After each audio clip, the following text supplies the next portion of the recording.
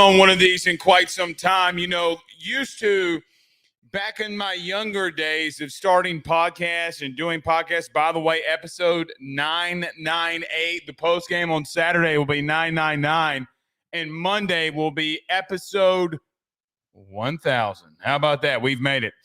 Nevertheless, I have not gone on a really big rant to start a show off in quite some time. I've been more reserved over the last couple of years.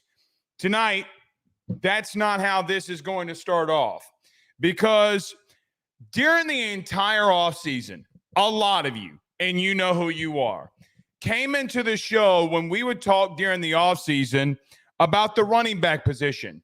And especially when the portal opened up, whether it was in December, whether it was in the spring, whenever it was that we discussed the portal and what I thought LSU should do. What were my words about what the only thing I think you need on offense is? It was the running back position. Now, I've been waiting the last couple of days since John Emery went down. I didn't want to bring this up yesterday, but it was a massive topic of conversation that you and I had. And a lot of you pushed back on me. Blake, we got Caleb Jackson. We got Josh Williams. Blake, Caden Durham might be the best freshman running back in the country. That all might be fine and dandy, but at the running back position, you cannot go into a situation where you only have 3 scholarship running backs. It's why you went and got John Emery back. Let's call it what it is. It's why you went and did that. God bless the heart of John Emery. But it's also why today Brian Kelly announced, because the media kept poking and prodding at him today, which hell of a job, Media Corps. Hell of a job. You don't get enough credit. Hell of a job for poking and prodding Brian Kelly enough for him to tell you that Juwan Johnson has been moved from safety to running back. Now, you might remember in recruiting, some of you don't follow recruiting, we'll just tell you here, Juwan Johnson was a Max Preps Player of the Year in the state of Louisiana. He's had over 14,000 yards in his career, over 100 touchdowns in his career at LCA. The problem is that 2 of the 4 scholarship running backs that you have are freshmen. One of them didn't see any action last week, and the other one's going to be behind the 8-ball on plays and situations and understanding what he needs to do. I don't blame BK on this one. Now, I know that his oversight is over everything, and I get that. I 1,000% understand that. But Frank Wilson knows better. Frank Wilson knows better. He knows that one of his running backs that he's going to have is going to get hurt.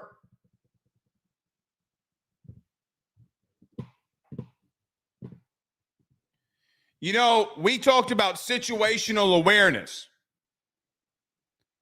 That in roster building is situational awareness. Now, here's what I'm going to remind some of you. Because I told you that I was not on this train that you and I had. I thought I think Polian, who was here in year 1, Brian Polian, who was here in year 1 with Brian Kelly, he was not necessarily a good locker room guy, right? Like, I don't think a lot of people liked him at all. You know what he was, though? Really good at building a roster like his daddy was.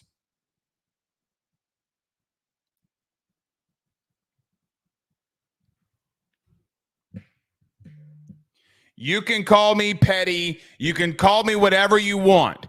But the God's honest truth is that position group, guys, at minimum, needs 5 scholarship guys. Minimum. You know why Juwan Johnson got moved? Let me tell you why Juwan Johnson really got moved. Either they don't have a lot of faith in Caleb Jackson nor Caden Durham to really get things rolling. Now, they're going to say it's for depth. Bullshit. It ain't for no depth. They're going to use that as an excuse. They brought John back in for depth and for action. Now, they do need Juwan Johnson to go into depth. Maybe sounds, we're going to see how Trey Colley's case goes now. But you do not have enough depth at that position. Now, Brian Kelly said Juwan Johnson is probably going to get some carries this week. Let's see what happens. But the bottom line remains. Caleb Jackson went stupid. Absolutely stupid. During the fall, when you were handing him the rock, and then you get into a game, you give him 6 carries. Good job. Now, I love Frank, and Frank has done a lot of good for this place, and will continue. And I know some of you, I haven't even checked the comments yet. I know some of you are going to say, well, Blake, what about Harlan Berry? You can't go get portal running backs because Harlan Berry, you got to tell Harlan Berry that you got to get through the year first. Like, I get that. I get not wanting to recruit high-level guys might scare off some recruits. I get that. I understand that more than most. But the bottom line remains you got to get through the year. And you were relying on a guy to be a massive depth piece for you that's coming off an ACL surgery. Now, I hate it for John. I really do. But let's be realistic to the facts here. I am overly aggravated at this running back situation. Overly. Probably not how you thought that this show was going to start. And by the way, I didn't frame it good enough, but I know a lot of you know this. Juwan Johnson has been moved to running back, the safety. Think the kid's an absolute playmaker. I think he might be able to do some good things for you this year. But you have 2 guys in their first semester ever. Guys, first semesters for kids in college is the roughest thing that you can do. Literally. It's the roughest thing that you can do. You're away from mama and daddy for the first time. You ain't got really nobody over your shoulder telling you what to do. You're free. I'm like a bird, always fly away. I don't know where my home is. And most kids don't in college in their first semester because they're out drinking all the damn time. Trust me. If anybody in this show right now knows that, your boy knows that. I understand that. Again, I cannot emphasize this enough. This running back room and running back situation is going to be something that through this entire season is going to be massively interesting. Guys, you needed another experience back that could play a little bit. And there are plenty of them in the portal. Plenty of them in the portal. I know you don't want Caleb Jackson leaving or Caden Durham to get scared off. Guys, it's just a position group that you can't be deep enough, at running back. You just can't be. Frank understands that. Hell, look at what he did the first go around. The first go around, he had dudes like Michael Ford and Alfred Blue and Spencer Ware all in the backfield. I mean, for crying out loud, good googly moogly. It's going to be interesting. It's going to be interesting. Don't say this entire offseason you weren't warned. And I would not have come out here like this.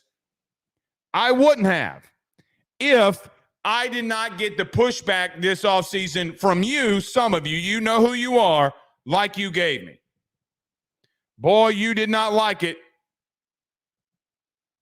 You hated when I said it. Guys, I got more shit over the running back needs more depth conversation than anything. I'm not mad. Let me You wouldn't know if I was mad. Post game against USC, that's what Blake being mad looks like. I'm not mad. Let me tell you what I am. I'm aggravated. I'm aggravated. I feel like I just stumped. It feels like I woke up in the middle of the night and had to go take a massive piss, and I'm walking to go to the toilet, and I stumped my toe on the side of the bed. That's what it feels like to me right now. Aggravated, pissed off. Know where the bed is. I've walked past the corner of my bed a billion times. Literally can do it in pitch dark. But one careless mistake and my toes bruised up and jammed.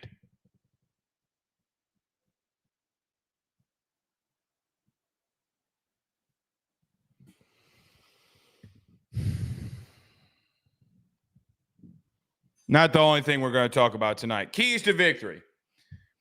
I mean, guys, keys to victory against a team like Nicholls. If you need keys to victory, like I tell you every single year, this is the fourth straight year that we've done this.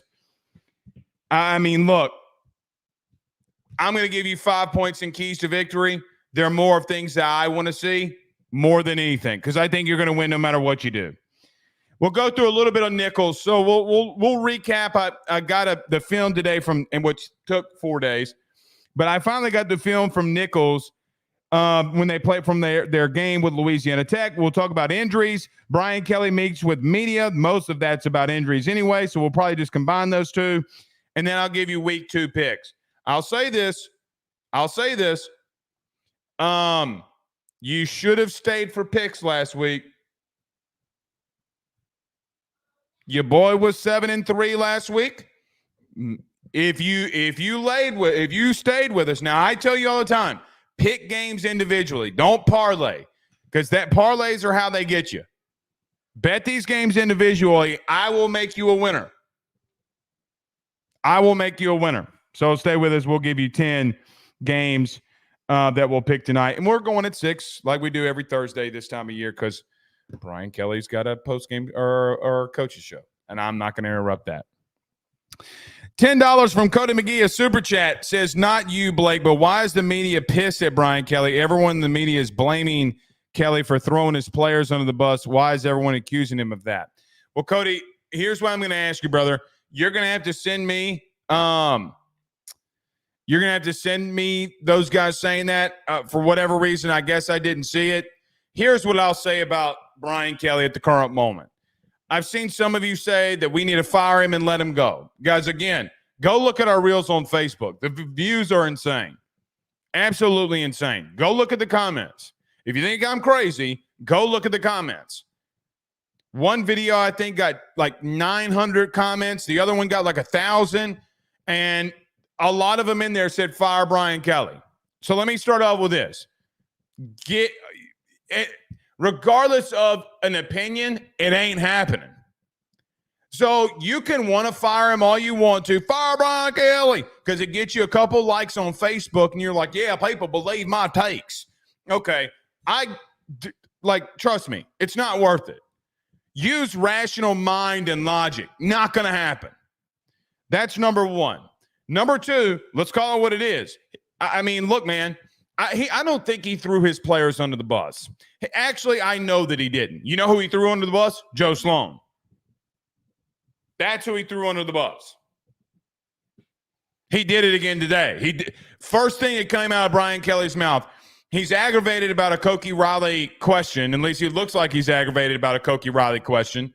And Cokie Riley from The Advocate's been on the show. And Cokie asked him about the running game. And then Jason Williams, I thought, asked him a really good question, too, about the run game and going for it in the end zone when it didn't happen the year before. Jason had us a brilliant question. Brilliant question by Jason Williams from the Reveille. And, look, I'm just going to tell you, Brian Kelly came out again today. This is the third time this week he's done this. When he's asked about the running game and said, you know what, we can't be predictable. And I'm quoting when he said this today. Situationally, we weren't good at all. So what he means by that is, hey, the times that we were calling run plays and were not good and we were very predictable.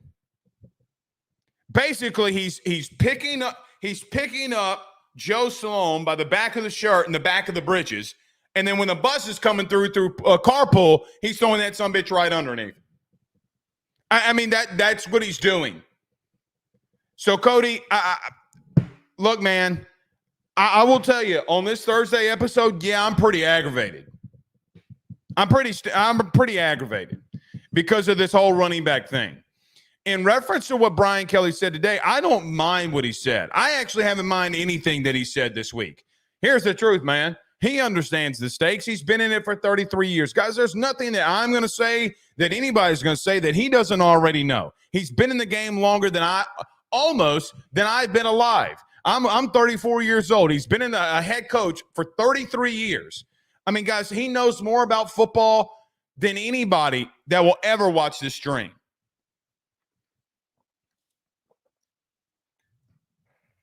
Unless Nick Saban watches our show, which I think both of those guys have a pretty good relative knowledge of football. Think that they have a pretty good understanding of what's going on. Here's the last thing I'll say on this, Cody. If people are throwing Brian Kelly under the bus, or if people are getting on Brian Kelly for throwing people under the bus, it's what happens, man, when you don't take ownership of your own mistake because you're the head guy, they're going to throw you under the bus. It is what it is. The only person that I've never seen a fan base, and I'm talking about a real fan base or national media go after somebody, has been Nick. They've gone after Nick for a couple of certain other things, about NIL, whatever. Guys, Nick Saban allowed them to run a draw play or a midline zone, whatever one. I don't know the call. On fourth down, with the playoffs on the line in overtime, he let Tommy Reese run that play. That's a bad play call by Nick. For Nick to allow like some of the things he did last year in offensive play calling makes him, come on. So if it sounds like I'm aggravated, I'm aggravated. I see Rob's comment in here. I don't watch other people's shows. I'm just going to let you know. Whatever they want to say, they can say. I really don't give a shit anymore. I could care less. I'm going to give you a fair warning. If you like me, you like me. If you don't, you don't. If you agree with me, you agree with me. If you don't, you don't. But there's some things and some baseline things, like, some situational things that be careful on who you listen to. And I'm not saying any other podcast is bad at all. I'm not in that world. We're doing too well over here to worry about what the fuck you're doing. But the bottom line remains, some stuff like that. You're trying to justify, like, you're listening so that you can hear what you want to hear to be justified versus what's actually being said.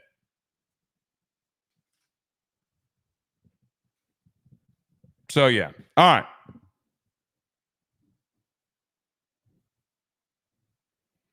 Bungalow Bill, who I'm assuming with his biker jacket on, probably a fake 1%er, says LSU was USC's cupcake. Hey, Bill, shave that caterpillar up above your lip. I ain't playing today. I'm aggravated.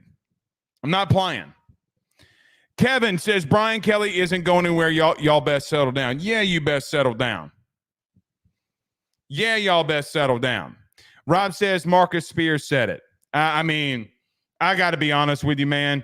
I like Swagoo. I think on-field stuff, Swagoo's really good. I think other stuff like situational awareness stuff of what's actually going on, Swagoo has no idea what he's talking about. Kevin says Juwan Johnson, the running back, is a good move. I agree. I like the move. I like the move. So, yeah. Bungalow Bill says I'm not either, chump. Yeah, you're faking.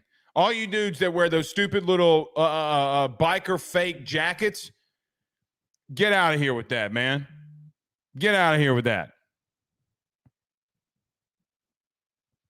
Get out of here with that.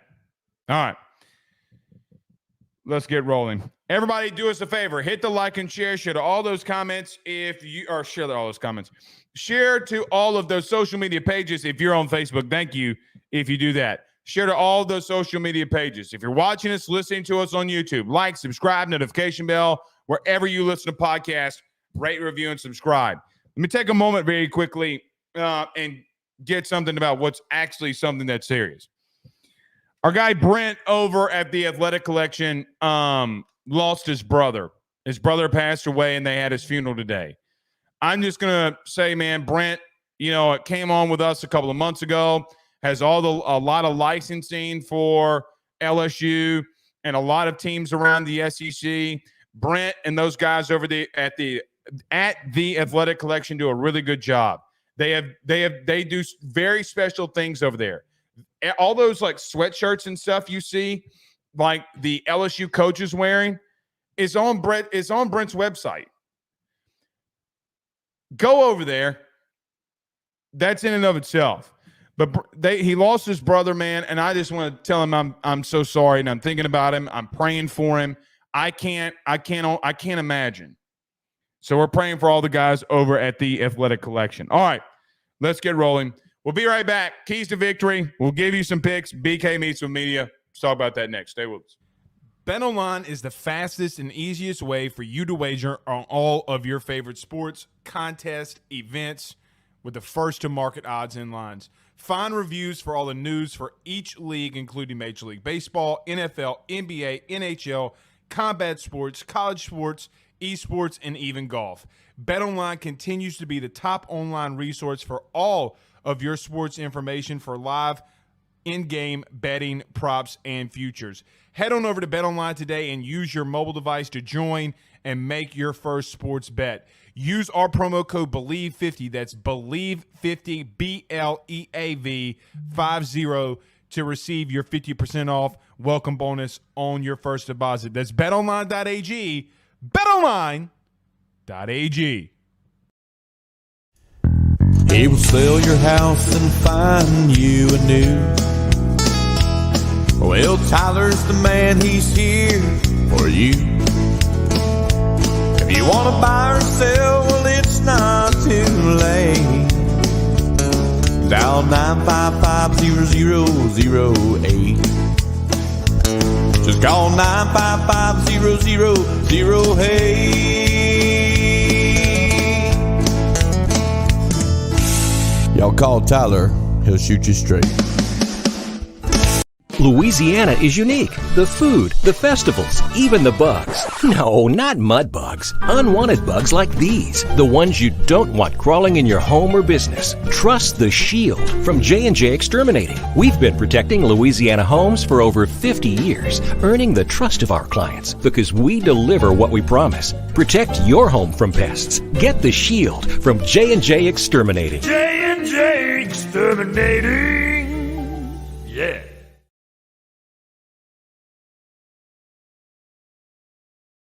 Y'all got to put me back in stream.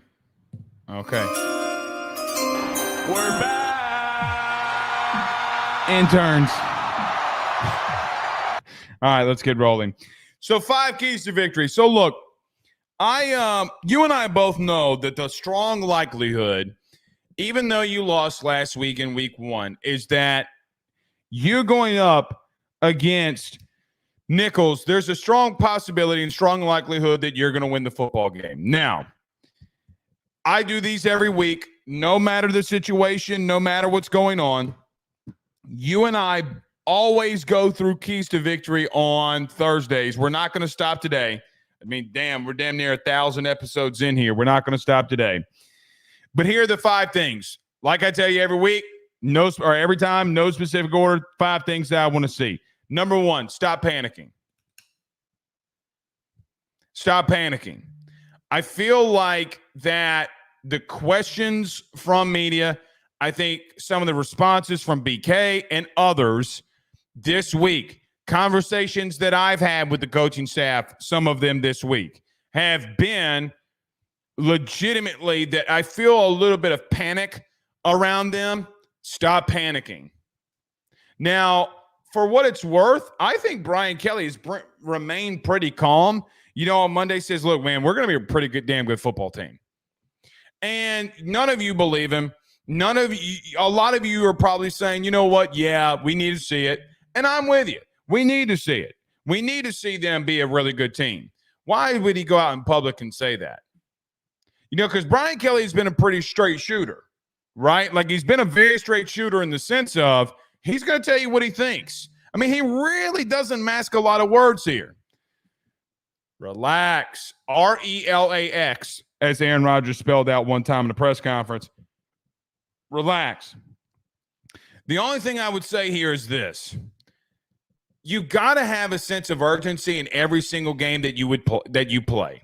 I'm not telling you that you can't have a sense of urgency going out there this week. You got to have a sense of urgency going out there this week. Okay? But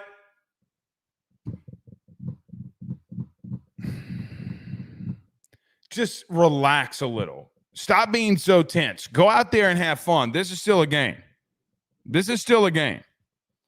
So, number one, stop panicking. Number two, you got to open up the passing game, man. And look, I understand that it's easier said than done for me to come out here and say, open it up.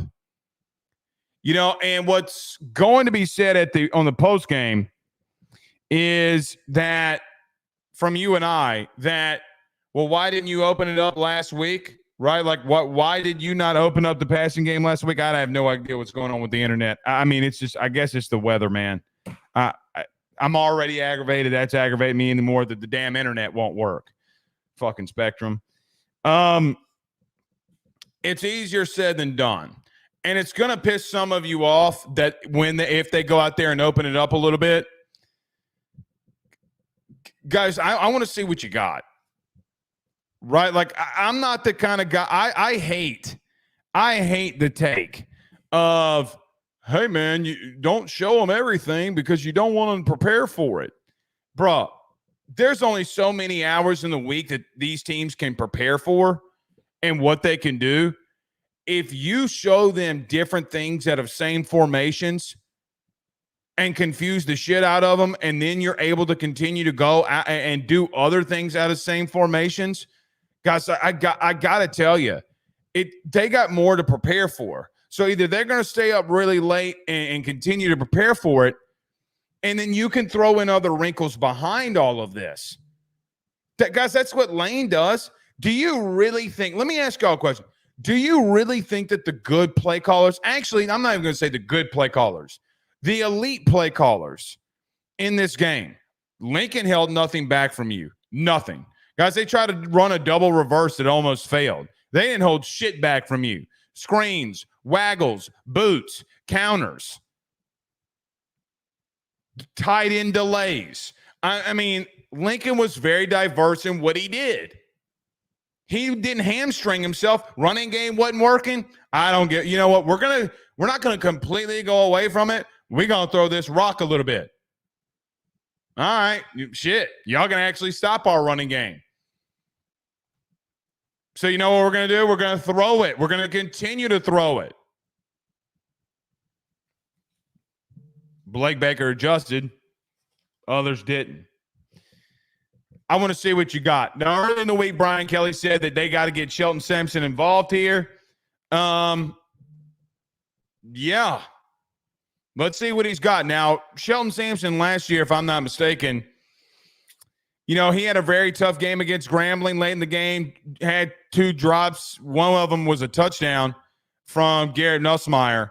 And I got to be real with you. Outside of day 1 of fall camp, I've seen nothing out of Shelton Sampson. Nothing.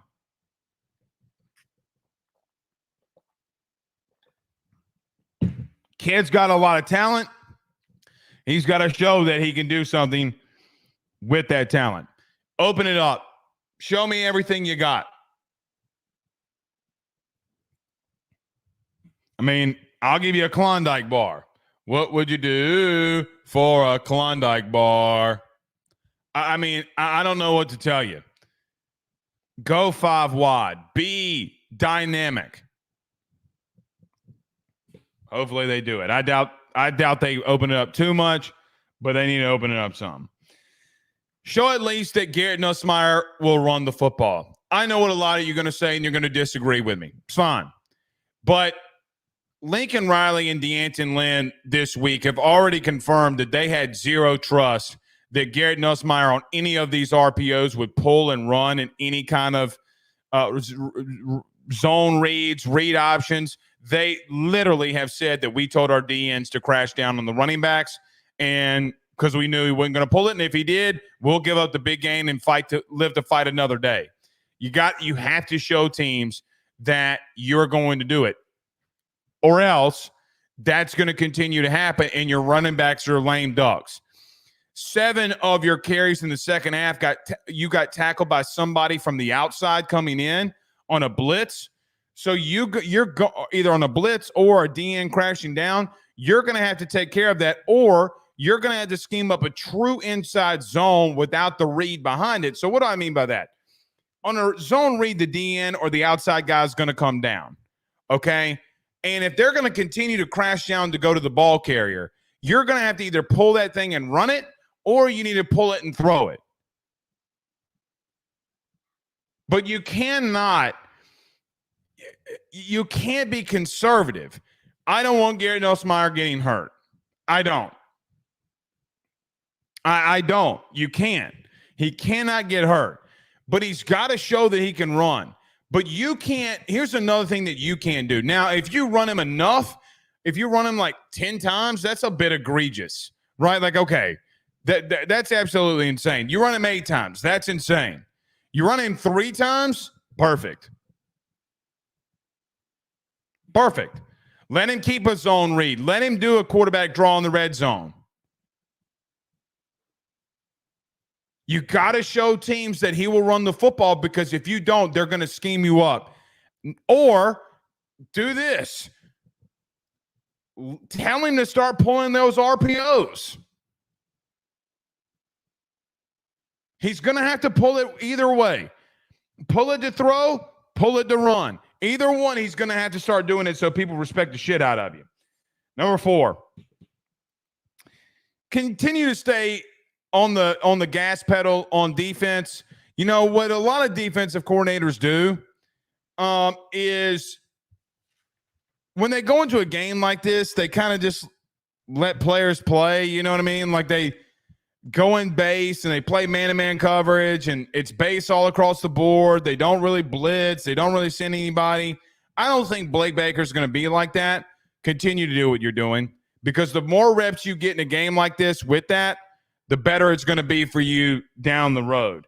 I think Blake's going to do that, and I think you're going to see some more dynamic stuff on defense. Here's what I'd say about defense. I don't think that this secondary really can be tested. Let me explain. Last week, for Nichols, Pat McQuaid, the quarterback for Nichols, went 10 of 26, 138 yards and a touchdown. Texas Tech was stretching out like Texas Tech. Louisiana Tech's secondary locked down Nichols. I really, really think that you have that same capacity to you. I actually do believe that, especially with Sam's. Does Woodland start? I think you'll be fine there. I do have a sneaky suspicion with Jordan Gilbert being out. Jordan Allen has a turf toe. They said he practiced, but he had a turf toe. Let's see what happens with Jordan Allen. I think you're going to look completely different this week at safety. Now, all that being said, I don't think that Nichols is anywhere close to being someone that can test you in the passing game. Be dynamic and get off the field. Go score 7. Get your offense the ball back and go score 70. Go whip their ass, man. Just go do it. Make everybody feel better. I hate it for Nichols, but you're getting paid over $700,000 or $800,000 to play in this game. I didn't accept to get my look. It's like Mike Tyson, right? You get in a boxing ring with Mike Tyson, and I say, hey, if you get in there, I'll give you $800,000.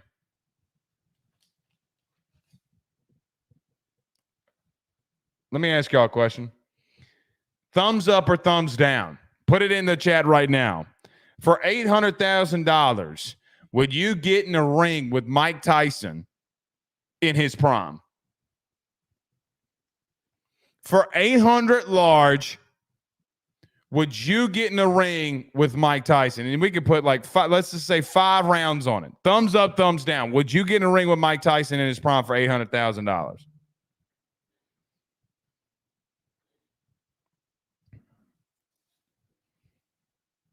Only problem I have for $800,000 is if he breaks my jaw, how much of that money do I have to spend on like reconstructive surgery? I get in a ring with him. You ain't saying nothing to me about fighting. That's what I'd say. You get what I mean? Last but not least, guys, here's what I'll say. I want to see as many freshmen in the game as I can. Many of these young guys, even redshirted freshmen. I'll be real with you. I want to see Deshaun Womack get a lot of reps. A lot of reps. I want to see Gabe Relaford, Don McKinley, Deshaun Spears, hell, even Caden Durham and Juwan Johnson. Now, what's interesting about this, too, okay, is going to be interesting to see how their offensive line looks this week, because there's a possibility that Garrett Dellinger is out. It has been labeled that he is questionable for the week. Rumor has it that the kid has a concussion. I really don't know. We'll see. I wouldn't play him, meaning Garrett Dellinger, in case you missed that. But for the love of God, do not put Tyree Adams at guard. Please, for the love of God, put Tyree Adams at right tackle and let Emory Jones go to guard. I absolutely hate when we get in a situation where we have to bring in another offensive lineman and that happens. Put him at guard. See Tyree Adams at right tackle. We get nothing justified. Let me say this. Nothing gets justified at all with nothing is justified at all if Tyree Adams goes to guard. Goes to guard, because he's not going to play there next year. He's going to play tackle.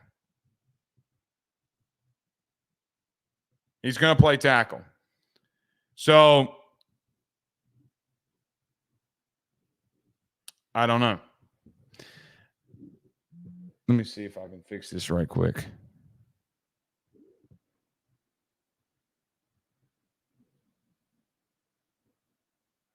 I don't know. Guys, I have no idea what's going on with the internet. Of course, it starts fucking up during football season. Not a lot I can do with it. Sorry. All right. Let's get to some Brian Kelly comments here. Actually, you know what? No, let's get to Brian Kelly comments, and after that we'll get to the we'll get to a break, and then we'll come back and give you picks. So Brian Kelly met with the media one last time before the week started. Just going to go through some of these in order. It's kind of funny. To start it off, he was asked, Brian Kelly was today, about running back, and he says, quote, Mike Scarborough asked him, Coach, are you looking for more running back? Or we're looking for more guys that played running back in high school to move back to running back. And Brian Kelly said, yeah, we're already there. We're already looking for some. Later on in the press conference, Glenn West asked him twice. Basically, what happened was Glenn West had some information. He knew that Juwan Johnson had been moved, and he kept poking and prodding. Good on Glenn. And so Brian Kelly comes out today and says, all right, y'all keep poking me about it. Juwan Johnson has been moved to running back. The safety from LCA has been moved there. I have absolutely no idea what to expect. The only thing that I can expect is at least he didn't get – what happened is they practiced on Tuesday. John got hurt. I would assume by Wednesday the kid was practicing at running back. That's what I would assume. Could be wrong, but that's what I assume. Here's the interesting thing about Juwan Johnson moving to running back, which should have been the very next question that Brian Kelly was asked. If Major Burns goes down, who backs up Major Burns at star? Why that question was not answered, I don't know. But the freshman Juwan Johnson was the backup to Major Burns at that safety's nickel star role.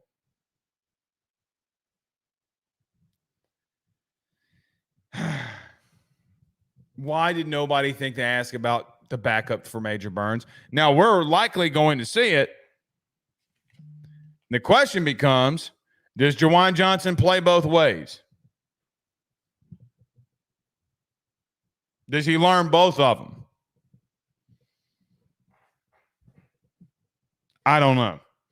Chris Hilton is let me finish this thought before I get to Chris Hilton.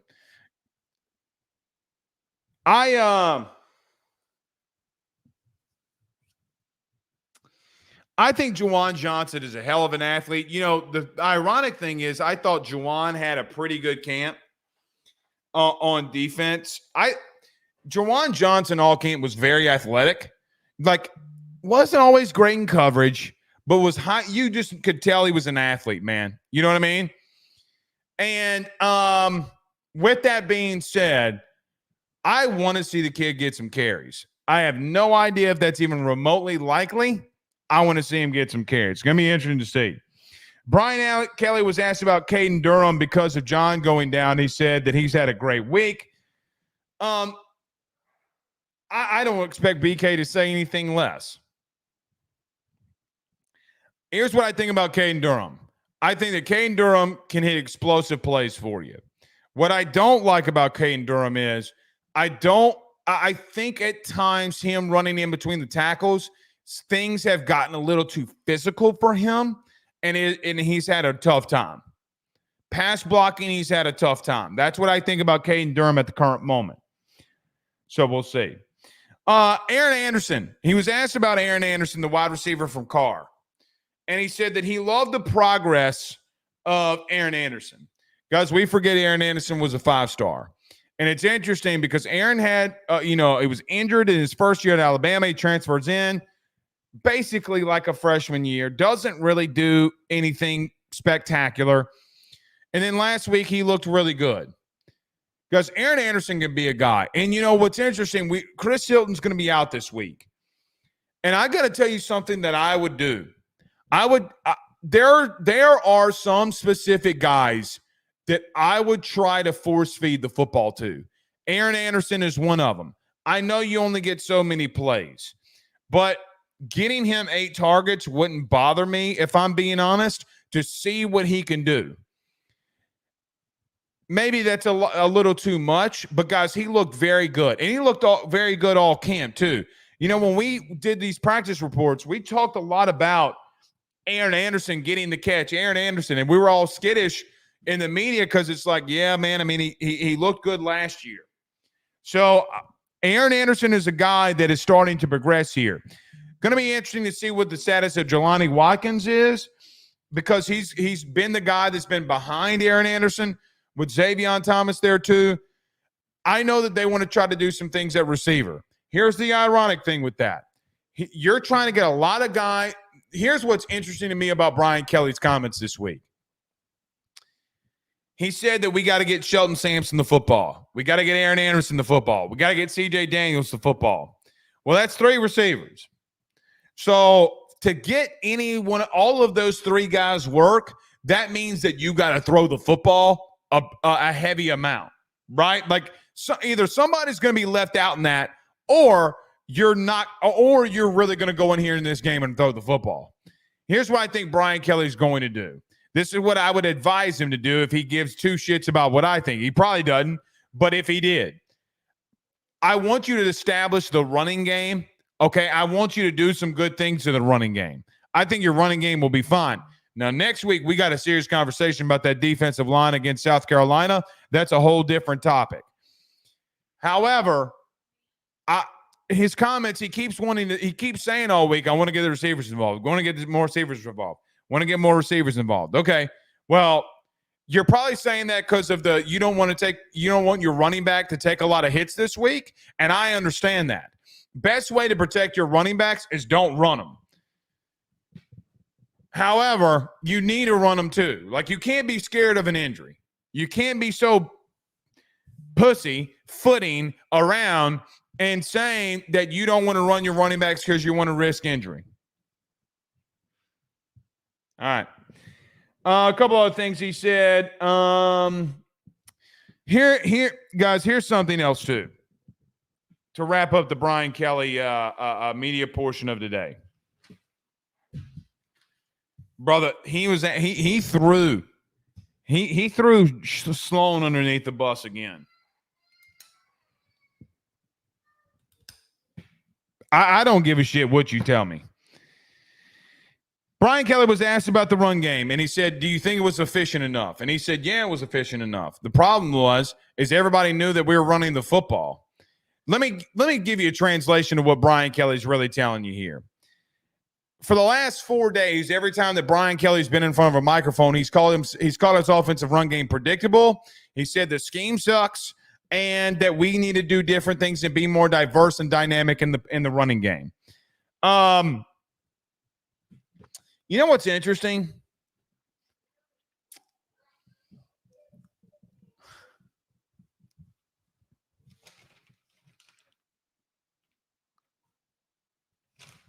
I'm going to leave that alone.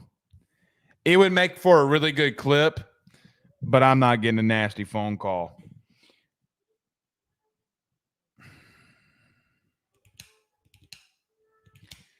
I'm going to leave that alone.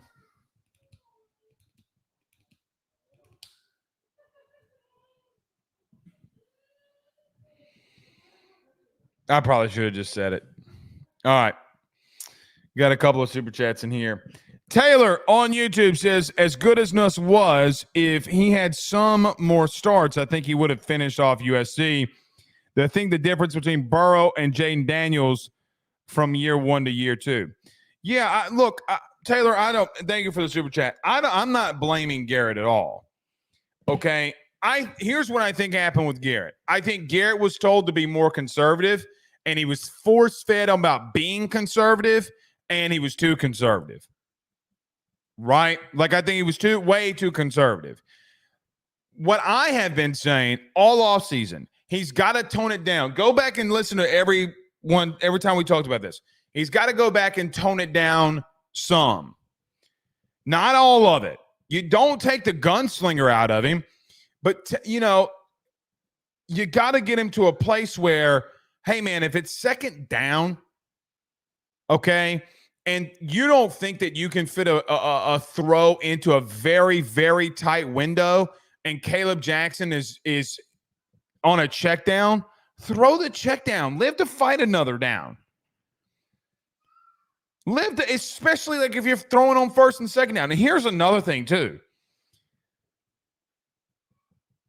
On the 15 plays that you had that were first downs in the second half, 9 of them were runs. By the way, the end of the game was 1 pass on first down, and then all the other passes came on the first drive that LSU had that they scored in the second half. So every time basically, every time that they came out and got a first down, it was a run in the second half, and you got stuffed. That's not Garrett's fault. But Garrett, listen to me. If you want to go where you want to go, we can have the conversation about Garrett. God forbid he got hurt, how your season goes down. Let's have that conversation. Not tonight, but we could have that conversation if we really needed to. But you cannot be scared. You can't be scared, man. You can't go out there fearful. There were times during the 19 season where people are like, oh, man, Joe's got to get down. Joe's got to get down. Joe does got to get down. He can't take all those hits. But Joe ain't no bitch. And I'm not saying Garrett is either. But Garrett's athletic enough that he can run enough to make teams respect him enough. I always use these fighting analogies, and God forbid me. But it's like when you're in when a guy's in a boxing match, and the big power puncher doesn't respect the power that you have coming his way. And you gotta land a big punch so that you get some respect. You know, all those fighters, when they always are pressing up on you and coming up on you and fight and just jabbing you and your shit, always they have no respect for you. You hit them hard one good time, that backs them off. And to be honest with you, if Garrett can pull a zone read or on an RPO and hit a slant, that shit will stop. Guys, you know who did this perfectly? It wasn't Burrow. Now, Burrow would do it. You know why teams respected Tua?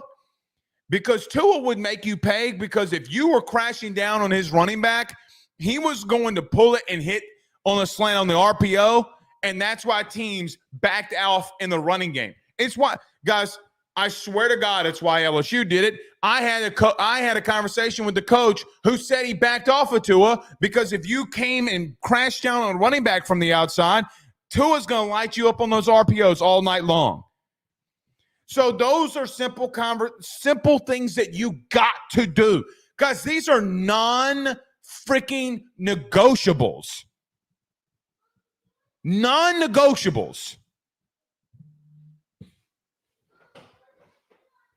Teams are not going to respect you until you pull that bitch. I promise you. Talk to an offensive line coach in the SEC today. He told me that the same thing. I was like, bro, they're not going to respect Garrett until he pulls it and runs it. They're not. They're not. And he agreed. Michael Morse with a $5 super chat says, I was literally just like when Bama put 9 in the box and sold out against Fournette. Guys, they're going to keep doing it. They're going to keep doing it until you gain respect off of them. Unless you're just lining up and throwing it all over the place and they back out. Guys, they don't respect you right now. No one respects you right now in that aspect. Zero. After what DeAnton Lynn just put together, nobody's going to respect you because people are going to try to copy it. I know for a fact at South Carolina next week they're going to copy it. No doubt. You know I know? They did it to Old Dominion. It's the only good goddamn thing they did. Sorry for the language there. Dane says, get Aaron Anderson the ball in space. I agree, Dane. I 100% agree. I 100% agree, my friend. All right, let me do this. Let's get to a quick break. I gave you 10 picks of college football this week. By the way, 7-3 last week. Don't do the parlays unless you're just really okay with losing the money. I'm going to give you my 10 picks for this week in college football. We're back next. Stay with us. Guys, you might know my good friend Carol Falls and all the great service that he provides over at State Farm. He is your good neighbor after all. But did you know State Farm has surprisingly great rates as well? Along with the great neighbor service, State Farm agent Carol Falls has surprisingly great rates for everyone inside the state of Louisiana. So call him today at 985-395-4300, 985-395-4300 for all of those surprisingly great rates on auto, home, and life insurance needs. Like a good neighbor, State Farm is there, and individual premiums will vary by customer. All applicants subject to the State Farm underwriting requirement. Guys, I want to talk to you about our good friends over the Drake Williams Law Firm and Drake Title Company. Are you facing tough times due to an injury from a car accident, navigating the complexities of divorce, or purchasing a new home? At the Drake Williams Law Firm and Drake Title Company, they understand the challenges you're going through, and they are here to help. The lawyer team of Ernie Drake III, Ryan J. Williams, and Summer Vignair, along with Morgan Daniels, have the experience and proven track record to give you that peace of mind. Give them a call today at 985-386-7600. That's 985-386-7600 to schedule a free consultation at their brand new office located in historic downtown Ponchatoula. They're also doing a special, the AYS special. If you're refinancing or closing on a home in Southeast Louisiana, request the Drake Title Company to handle your closing. If you mention Blake Ruffino and AYS, you're going to receive a $400 discount on title fees. Again, give them a call at 985-386-7600. Let them know that Blake Ruffino sent you on by. Louisiana is unique. The food, the festivals, even the bugs. No, not mud bugs. Unwanted bugs like these. The ones you don't want crawling in your home or business. Trust the Shield from J&J Exterminating. We've been protecting Louisiana homes for over 50 years, earning the trust of our clients because we deliver what we promise. Protect your home from pests. Get the Shield from J&J Exterminating. J&J Exterminating. Yeah. J&J has protected Louisiana homes and businesses for over 60 years. Call him today, make pests go away. J&J Exterminating. Yeah. All right. By the way, the NFL kicks off tonight. Kansas City and Baltimore Ravens. I was just going Twitter during the break, and the first thing that I saw when I got on Twitter was Taylor freaking Swift. And it reminded me because I had forgotten about I swear to God, all day, I had forgotten all about it. Hand to Jesus up above. I literally had forgotten all about it. Problem, Blake. We're back. She's back.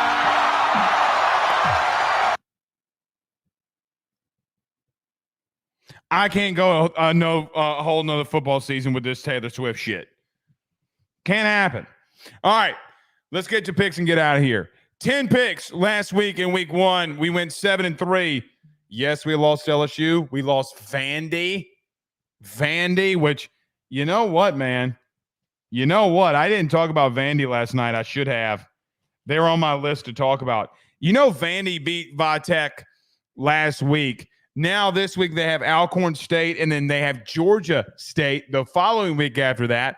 Vandy might be 3-0 when they go into week 4 versus Missouri.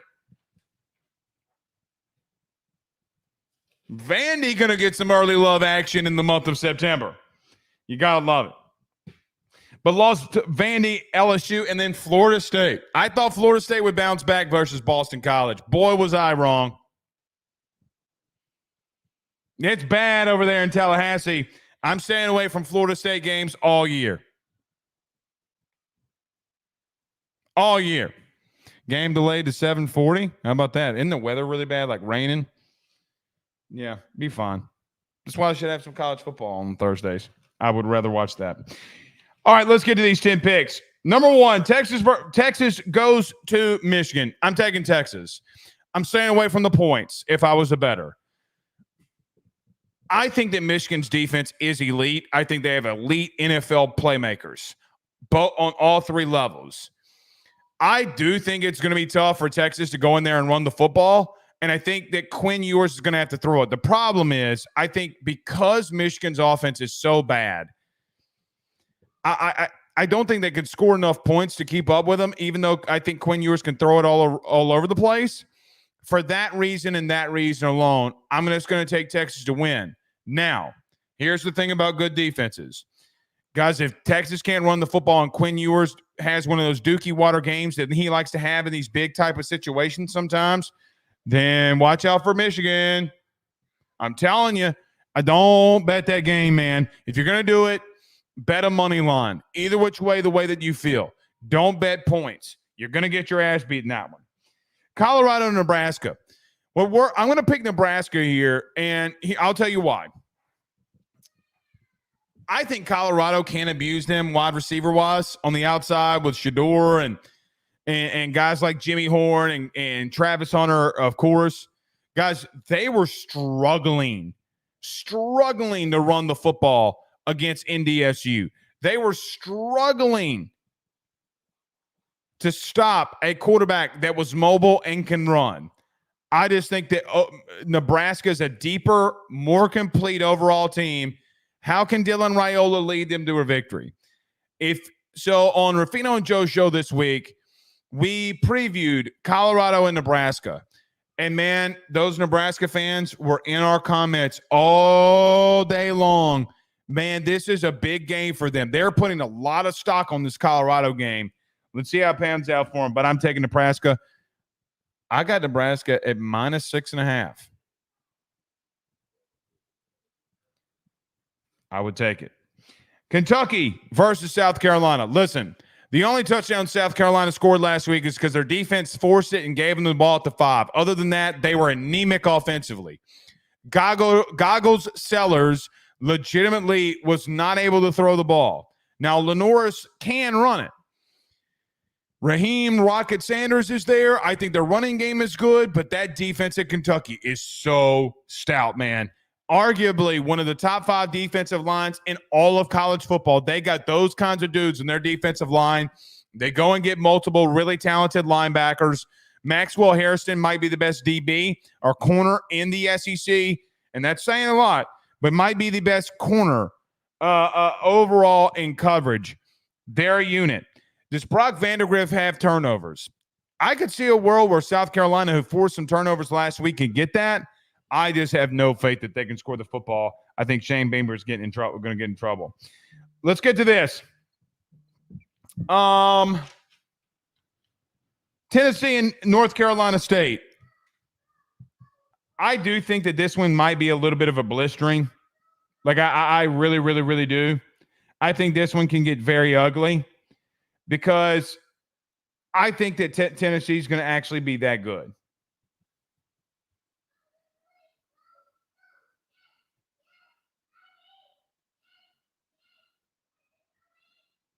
Thought we had some breaking news here. This House case about revenue sharing and all that stuff. God, I can't wait till that's over. Nevertheless, give me Tennessee. I think it's a blowout. Oklahoma State and Arkansas. I actually think that this is going to be the best game of the weekend. What can Bobby Petrino and that offense, who scored on all 10 possessions, touchdowns on all 10 possessions last week, what can they do? They played Arkansas Pine Bluff or whatever Pine Bluff. Look, man, I mean, you should do it to those kinds of teams. You really should. What would have happened if Jaden Daniels would have played Grambling? Oh, wait. Come on, man. Come on. By the way, Jaden, never mind. I'm going to leave that alone. Leave that alone. Give me Oklahoma State. I got to see Arkansas knock them off first. I really do. Team went 4-8 last year. Did they make that many holistic changes that drastically from last season? We'll see. Iowa State. I'm going Iowa. Georgia Tech versus Syracuse. Give me the Yellow Jackets in that one. I think Georgia Tech is going to be too physical. And Baylor versus Utah. Guys, Dave Aranda's got to win this game against Utah, unfortunately. Dave Aranda's stock is decreasing in Waco. A lot of boosters love Dave over there, but they might make a move very quickly. That being said, I'm going to go Utah. I hate it for Dave. I think Dave's going to be a coordinator next year, but as a head coach, I'm starting to really worry about him. Stinks for Dave. Kansas at Illinois. Give me Rock Chalk Jayhawk. And Duke versus Northwestern. I'm going to go with the Dukies. I don't trust Northwestern enough. All right. Hopefully all of our game picks work here. Let's go watch some football. We'll see y'all on Saturday night. Peace.